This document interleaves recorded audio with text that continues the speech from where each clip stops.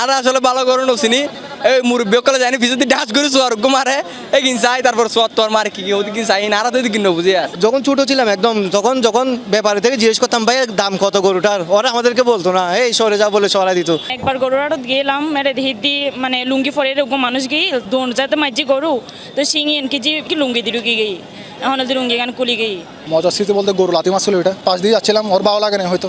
হাট নাকি এগ্রো?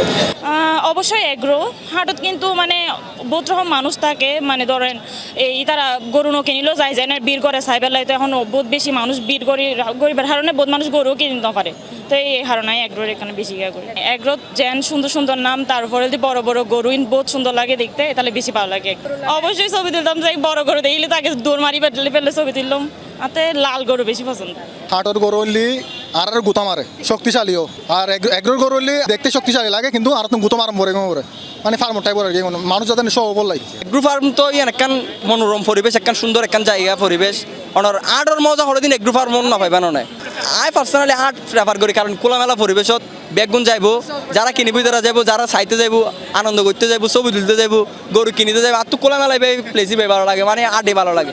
রাস্তার মধ্যে দুনো চারটে গরু মাঝখান দিয়ে আড়ে জনে এর বহুত রিক্স এর তোমার বিপজ্জনক রাস্তা আর নাই।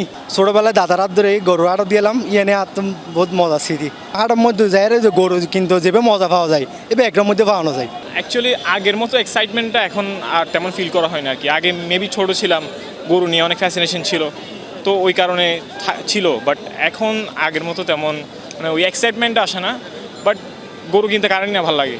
পছন্দ হচ্ছে হাট, কারণ হাটে বেশি গরু থাকে দেখতে ভালো লাগে, মানে অনেক জায়গায় ঘোরা যায়। এখন এগ্রো আমি কখনো মানে তেমন প্রেফার করি না, যাইনি কখনো। বেশি মজা বিভিন্ন রকম গরু দেখা যায়, ছোট বড় সব দেখা যায়, কিন্তু আমরা এগ্রোতের মধ্যে যা আছে তা ওদের পার্সোনালি যেগুলো ওরা লালন পালন করে ওগুলোই থাকে।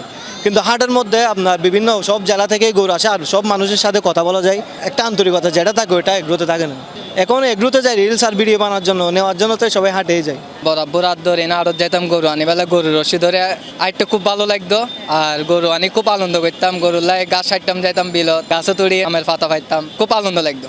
এখন তো নাই, এখন তো গরু কিনে আনি গেটের ভিতর ঢুকে লাগে গরুর রেডিমেড খানা খাবা আগের আনন্দ দিবে নাই। এখন হাটে যাওয়ার ব্যাপারটা গরুর লাথি তাতি খাওয়া থেকে শুরু করে ধাক্কা টাক্কা থেকে খাওয়া থেকে শুরু করে ওটা হচ্ছে যে বেস্ট মেমোরিজ। গুতা টুতা খেয়েছেন কিনা গরুর? অনেকবার খাওয়া হয়েছে, অনেক সময় রাগ করে দিতে গেলেও আবার উল্টা রিটার্ন, আবার মানে কি আর বলবো লাথি তাতে অনেক খাওয়া হয়েছে। এত তো একবার গরু লেনে গেলাম এই গরু গানায় ভিজে তখন গুতো মাছ দিলাম বলদ গরুরে তাই বহুত জোরে লাথি হাইলাম মেসির ডে লাথি মাঝে ব্যাক করে এত আজও মত আছে। আসলে কোরবানি মজার স্মৃতি বলে আমি একবার যখন আমার নানাদের বাড়িতে গেছিলাম কোরবানি গরু জবাই দেওয়ার জন্য, তখন জবাই দেওয়ার সময় আমাকে একটা লাথি মারছিল, লাথির সাথে আমি গাছের ঘরে যে বাড়ি গেছি, আমার এটা এখনো মনে আছে।